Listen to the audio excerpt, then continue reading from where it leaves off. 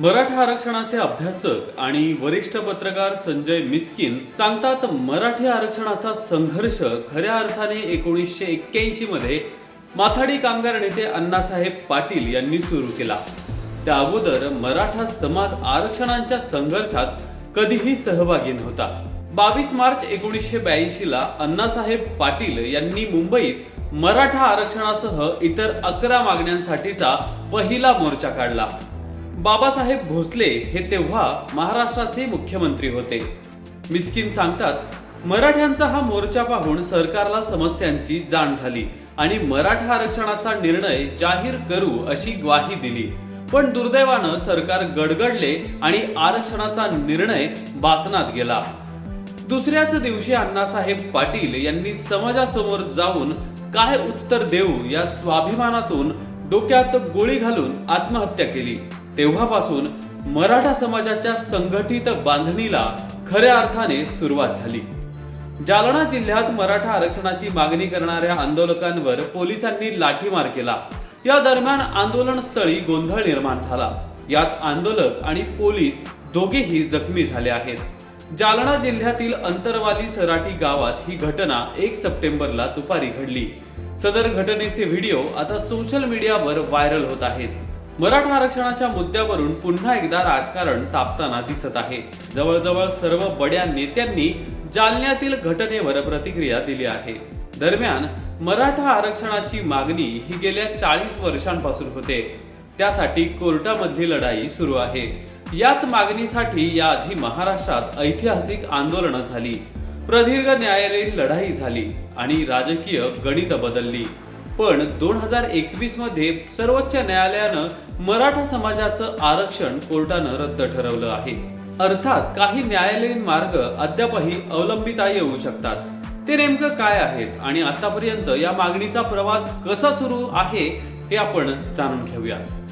2020 मध्ये मराठा आरक्षण देत असताना 50% मर्यादा भंग करण्यासाठी कोणताही वैध आधार नव्हता, असं निरीक्षण सुप्रीम कोर्टानं गेल्या वर्षी नोंदवलं होतं. मराठा समाजाला आरक्षणाच्या अंतर्गत आणण्यासाठी मराठा समाजातील नागरिकांना शैक्षणिक किंवा सामाजिक दृष्ट्या मागास घोषित करता येऊ शकणार नाही, असं सुप्रीम कोर्टानं स्पष्ट केलं होतं.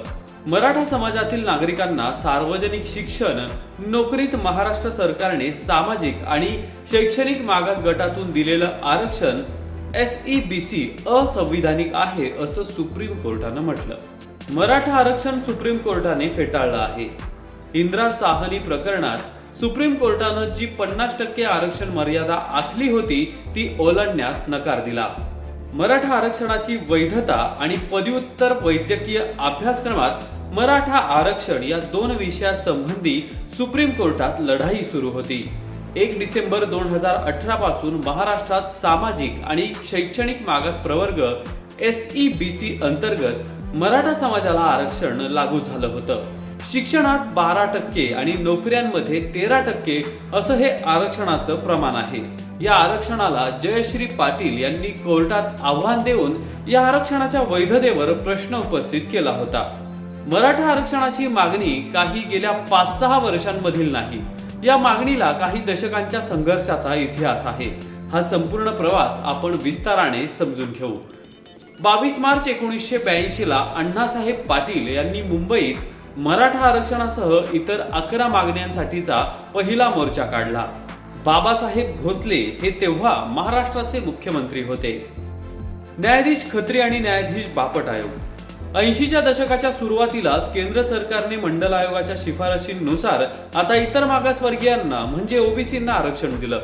कुठल्याही जातीचा इतर मागासवर्गीयांमध्ये समावेश करण्यासाठी मंडल आयोगानं काही निकष आखून दिले आहेत. महाराष्ट्रात 1995 साली स्थापन झालेल्या पहिल्या राज्य मागासवर्गीय आयोगाचे अध्यक्ष न्यायाधीश खत्री यांच्याकडे ज्यावेळी मराठा आरक्षणाचा प्रश्न आला त्यांनी 2000 साली अहवाल सादर केला. ज्या पोटजातींची नोंद मराठा कुणबी किंवा कुणबी मराठा अशी आहेत त्यांना कुणबी जातीचे प्रमाणपत्र देऊ शकता.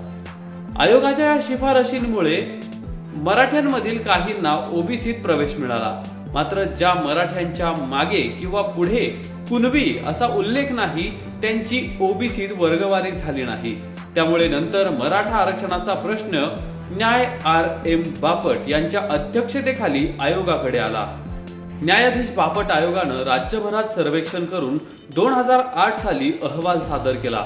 मराठा समाजाला इतर मागासवर्गीयात समाविष्ट करण्यास या आयोगानं नकार दिला. न्यायाधीश बापट आयोगानंतर महाराष्ट्रातील मराठा संघटना आक्रमक झाल्या आणि आंदोलने सुरू झाली. त्यामुळे मग तत्कालीन आघाडी सरकारनं राणे समितीची स्थापना केली होती. अखेर मराठा आरक्षण सरकारी पटलावर.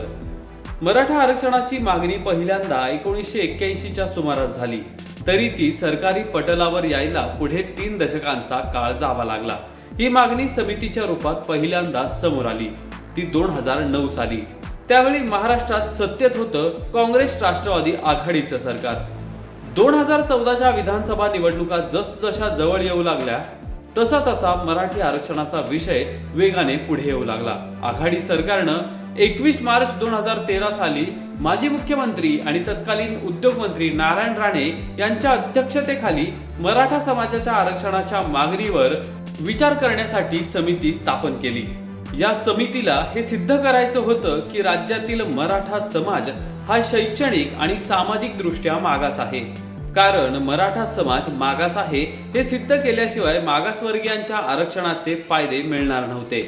या राणे समितीनं राज्यात फिरून तज्ज्ञांशी बोलून ताबडतोब तत्कालीन मुख्यमंत्री पृथ्वीराज चव्हाण यांच्याकडे अहवाल सादर केला होता.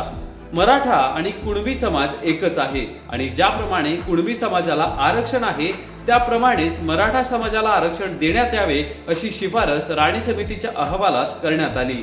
नोकऱ्या आणि शैक्षणिक संस्थांमध्ये मराठा समाजाला 16% आरक्षण आणि मुस्लिम समाजाला 4% आरक्षण देण्याची शिफारस राणे समितीने केली.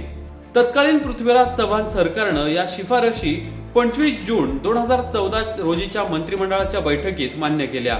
राणे समितीच्या अहवालानुसार हे आरक्षण लागू करण्यासाठी 9 जुलै 2014 रोजी राज्यघटनेच्या कलम 15(4), 15(5), 16(4) नुसार शैक्षणिक आणि सामाजिक दृष्ट्या मागास SEBC प्रवर्ग तयार करण्यात आला. आता SEBC म्हणजे काय? सोशली आणि एज्युकेशनली बॅकवर्ड क्लास म्हणजे सामाजिक आणि शैक्षणिक दृष्ट्या मागास प्रवर्ग होय. विधी क्षेत्रातील तज्ज्ञ ॲडव्होकेट राकेश राठोड सांगतात, सोशली आणि एज्युकेशनली बॅकवर्ड क्लास या प्रवर्गाचा उल्लेख राज्यघटनेत आहे. घटनेच्या 16व्या कलमात राज्य शासनाला एखादा समाज सामाजिक आणि शैक्षणिक दृष्ट्या मागासलेला वाटला तर त्यांना आरक्षण देण्याचे अधिकार राज्य शासनाला आहे. या तरतुदीच्या आधारे मराठा समाजाला आरक्षण जाहीर झालं आहे. राज्यघटना तयार होताना संविधान समितीचे अध्यक्ष TT कृष्णमाचारी यांनी डॉक्टर आंबेडकर यांना मागासवर्गीय म्हणजे नक्की काय असा प्रश्न विचारला होता. त्याच्या उत्तरादाखल डॉक्टर आंबेडकर म्हणाले, अनुसूचित जाती आणि जमातींशिवाय अनेक राज्यात असे घटक आहेत की जे त्यांच्या इतकेच मागासलेले आहेत, मात्र त्यांचा समावेश अनुसूचित जाती जमातींमध्ये करण्यात आलेला नाही, असं राठोड सांगतात. कोर्टात आव्हान आणि रस्त्यांवर मोर्चे. 2014 साली मराठा समाजाला आरक्षण मंजूर होताच निर्णयाला माहिती अधिकार कार्यकर्ते केतन तिरोडकर आणि इतरांनी मुंबई हायकोर्टात आव्हान दिलं. दरम्यानच्या काळात महाराष्ट्रात विधानसभा निवडणुका झाल्या आणि सत्तांतर झालं. राज्यात देवेंद्र फडणवीस यांच्या नेतृत्वात भाजप आणि शिवसेना यांचं सरकार आलं. तिकडे कोर्टात मराठा आरक्षणाच्या अहवालाला आव्हान देणारा खटला सुरू होता. 14 नोव्हेंबर 2014 रोजी मुंबई हायकोर्टानं मराठा आरक्षणाच्या निर्णयाला स्थगिती दिली. मुंबई हायकोर्टानं दिलेल्या स्थगितीला तत्कालीन महाराष्ट्र सरकारनं दुसऱ्याच दिवशी सुप्रीम कोर्टात आव्हान देण्याचं ठरवलं. मात्र सुप्रीम कोर्टानं ही स्थगिती उठवण्यास नकार दिला. दुसरीकडे अहमदनगर जिल्ह्यात कोपर्डी इथेच घडलेल्या बलात्कार हत्येच्या घटनेनंतर राज्यात मराठा समाजाचे मोठाले मोर्चे निघाले. त्यामुळे राज्य सरकारवरही दबाव वाढत होता.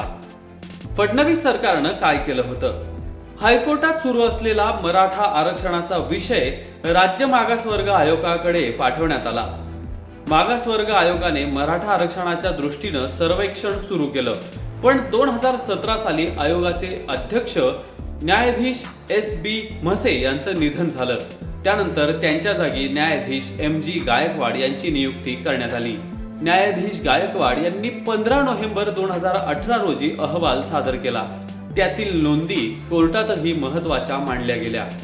यातल्या 3 शिफारशी मुख्यमंत्री देवेंद्र फडणवीस यांनी 2018 सालच्या हिवाळी अधिवेशनाच्या पूर्वसंध्येला मंजूर केल्या. मराठा समाज हा सामाजिक आणि शैक्षणिक मागास प्रवर्ग घोषित करण्यात यावा, कारण त्यांचे शासकीय आणि निमशासकीय सेवेत पुरेसे प्रतिनिधित्व नाही. मराठा समाज सामाजिक आणि शैक्षणिक मागास प्रवर्ग घोषित केल्यामुळे हा समाज राज्यघटनेच्या कलम 15(4) आणि 16(4) मधील तरतुदीनुसार आरक्षणाचे फायदे घेण्यासाठी पात्र ठरणार आहे. मराठा समाज सामाजिक आणि शैक्षणिक मागास प्रवर्गात घोषित केल्यामुळे आणि त्या अनुषंगाने उद्भवलेल्या असाधारण आणि अपवादात्मक परिस्थितीमुळे भारतीय राज्यघटनेच्या अधीन राहून राज्य शासन या प्रश्नी आवश्यक तो निर्णय घेऊ शकेल. मराठा समाजाला सामाजिक आणि शैक्षणिक दृष्ट्या मागास SEBC या प्रवर्गात आरक्षण देण्यात येईल, अशी घोषणाही मुख्यमंत्री देवेंद्र फडणवीस यांनी केली. न्यायाधीश गायकवाड आयोगाच्या अहवालातील शिफारसींनुसार फडणवीस सरकारनं मराठा आरक्षणासाठी विधिमंडळात कायदाही संमत करून घेतला.